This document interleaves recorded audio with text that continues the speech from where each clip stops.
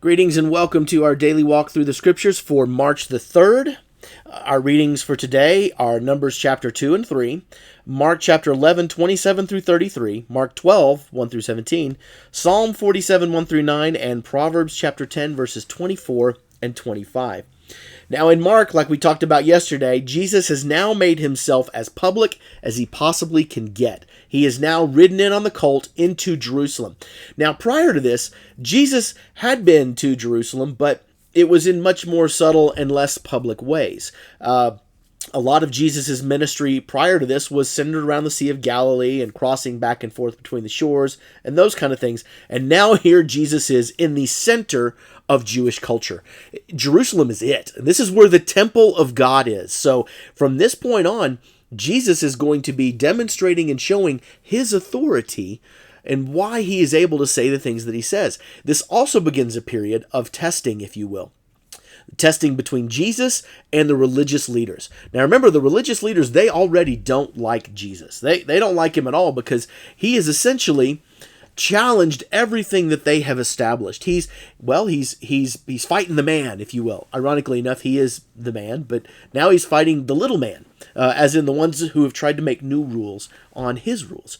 And so they start by asking a series of questions, and in today's reading, we run across really three testings. Okay, the first one is in chapter 11, verse 27, or 28, when they say, "But what authority are you doing these things?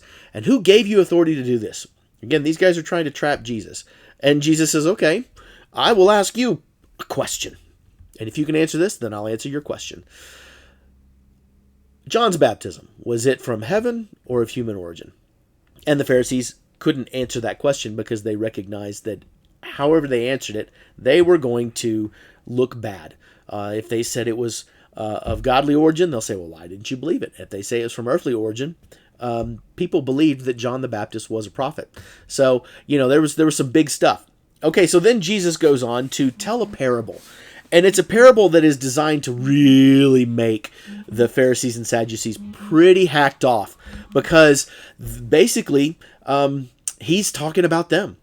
And he gives the parable of a man who has built this vineyard and planted all this stuff, and then he gave it to people to take care of. This is basically what God did with the priests when he said, "Hey, here's your rules." Remember Leviticus? We just finished Leviticus.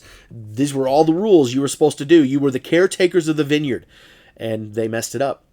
And so Jesus calls them out on it and says, "You're going to be judged by this." And of course, verse 12 of chapter 11 tells us the chief priests did not like this because they knew they were talking about it. So then they gave him yet another test. And again, we're going to have several more tests coming, but here's another one. And it says, this is about tax. Who do we give? Now, the idea behind this is the Pharisees wanted to catch him saying something against Caesar. Because if you say something against Caesar, you're in big trouble, okay? You can get in jail. You could even be potentially killed if you are caught saying something against Caesar. So they wanted Jesus to go on record as saying you shouldn't have to pay taxes to Caesar. Now, ironically enough, secretly, these guys thought that way.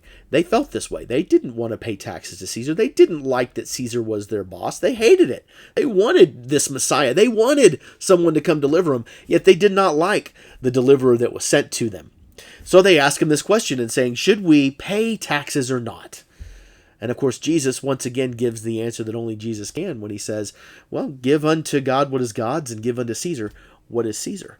That's Jesus is facing all of these things. But the cool thing about it is each and every single one of these encounters, it establishes Jesus' authority.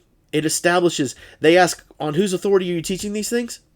And yet Jesus, in all of his tests and all of his answers that question. They can't see it. They can't hear it. But Jesus is showing them, my answers, they come from God.